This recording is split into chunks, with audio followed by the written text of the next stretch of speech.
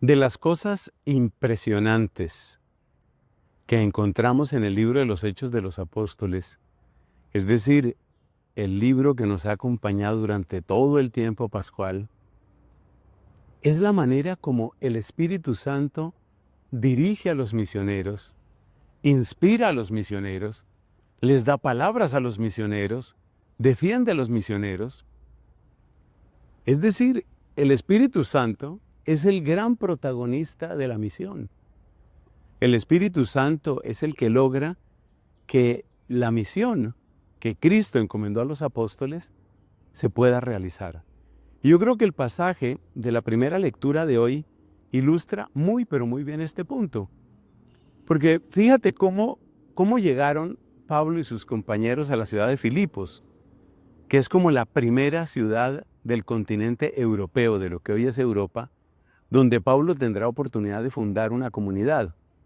Por eso de ahí van a venir las cartas o la carta a los filipenses.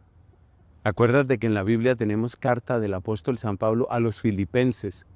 Esa carta se dirige a la comunidad cuyo nacimiento estamos viendo en la primera lectura de hoy.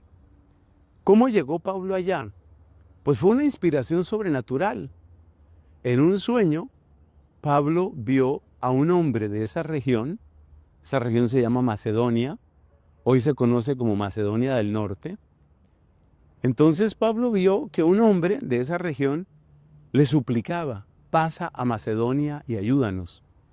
Fue una inspiración de Dios. O sea, fue el Espíritu Santo el que abrió esa puerta. Y si tú miras en el libro de los Hechos de los Apóstoles, te das cuenta que el Espíritu Santo, así como abre unas puertas, también cierra otras puertas. Es decir, hay un momento en el que el Espíritu Santo dice, por aquí sí es, y otro momento en que el Espíritu Santo dice, por aquí no es. Y las dos cosas son importantes. Entonces, ellos llegan ahí movidos por el Espíritu Santo. Y luego es el Espíritu Santo el que les da palabras a los misioneros.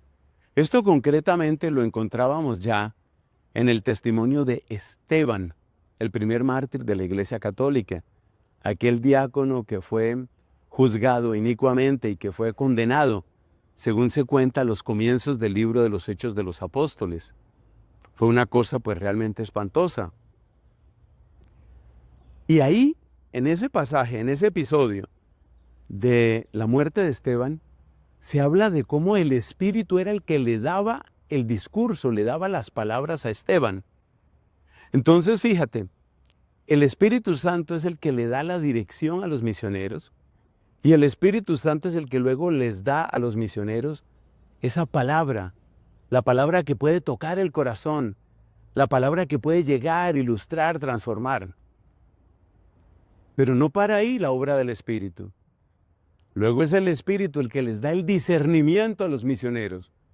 Por eso nos encontramos en la primera lectura de hoy, que Pablo se dio cuenta de la fe que estaba brotando en esta bendita mujer llamada Lidia, que va a ser un instrumento precioso del mismo Espíritu para que se reúna la primera comunidad cristiana allá en Filipos. O sea que el Espíritu da la dirección de la misión, da las palabras a los misioneros, da el discernimiento y como dice la primera lectura de hoy, es el mismo Espíritu el que abre los corazones para que la palabra del misionero, que también es una palabra inspirada por el Espíritu, pueda hacer su obra, pueda llegar a ese corazón, a esos corazones y pueda transformarlos. Por eso, si le fuéramos a dar un título a esta pequeña reflexión, tal vez lo podríamos llamar el Espíritu Santo es el protagonista de la misión. Y solamente con la obra y con el poder del Espíritu Santo, nosotros podemos responder al Señor y podemos cumplir su mandato, ese mandato que nos dio de llevar la buena noticia hasta los confines de la tierra. Todo esto y lo que seguiremos escuchando estos días, ¿es para qué? Todo esto es para que nos llenemos de amor por el Espíritu, para que invoquemos su presencia y para que confiemos en la manera como Él nos va guiando, porque es el Espíritu que le da una ruta a la Santa Iglesia. Que Dios te bendiga.